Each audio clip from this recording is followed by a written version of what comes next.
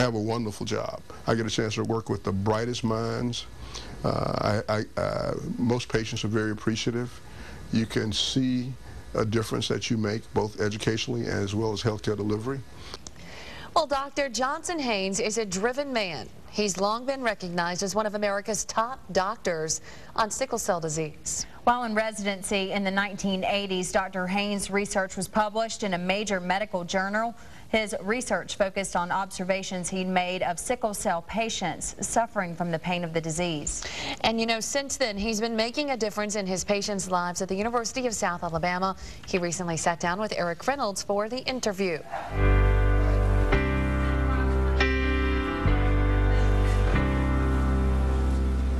I enjoy doing what I do, and I know that I can make a difference.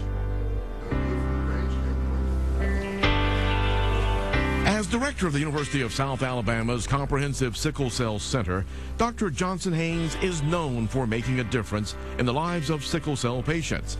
His name and face resonate hope to hundreds of children and adults that Dr. Haynes has served for more than 23 years at USA. I'm actually a lung specialist. Out of necessity, I started taking care of these individuals, and now people see me as a doctor whose primary focus of medicine is sickle cell disease. It's only about 25% of his practice at USA. His first experience with sickle cell started in the 1980s in Colorado while a resident in internal medicine. Dr. Haynes was observing sickle cell patients in pain crisis. We thought it was associated with the use of narcotics in the treatment of their pain that was causing lung accumulation of water. And we actually published it in the American Journal of Medicine. I developed the isolated perfused rat lung model to study sickle cell disease and used that model for about 21 years. As a clinical researcher, Dr. Haynes worked on a cure for sickle cell disease for years. He says, unfortunately, lack of funding, education, and awareness are major challenges for researchers today. And the public still has misconceptions of who has it and what is sickle cell. A spontaneous mutation of the gene coding for the sickle hemoglobin in an attempt of nature to make the human body able to ward off serious infections associated with malaria. The primary misconception is that it's just a disease that affects the African American population.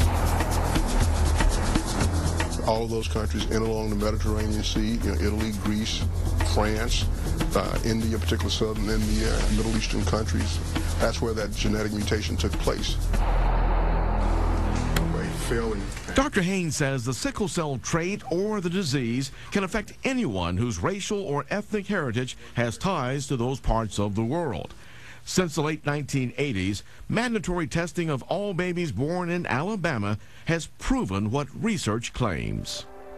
You're born with sickle cell disease. It's hereditary. If you take all populations, and if you look in the white population, anywhere from 5 to 8% of all babies born in the state of Alabama since the implementation of newborn screening in '88, you'll see sickle cell trait in the Caucasian population. It does exist even disease, not just trait. 3 Caucasians in the state that have been born with sickle cell disease. Twice recognized as one of America's top doctors, Haynes' experience from years of treating sickle cell patients makes him believe with proper funded research, a cure can be found. Research that's driven towards cure of the disease. And that basically entails individuals who are doing stem cell research. And that is where the cure lies. Dr. Haynes says despite the challenges of doing a lot with a little, he still enjoys each day at USA, helping sickle cell patients live longer and have a better quality of life. I have a wonderful job. I get a chance to work with the brightest minds. Most patients are very appreciative. You can see a difference that you make, both educationally as well as healthcare delivery. Good morning. And I'm never bored. In Mobile, Eric Reynolds, Fox 10 News. Well, Dr. Haynes hopes that more physicians from the private sector can be recruited to help care for sickle cell disease patients. He's working with the Dr. Cecil Parker Lectureship Endowment to raise money for the University of South Alabama in its mission to educate the public about the disease and the misconceptions.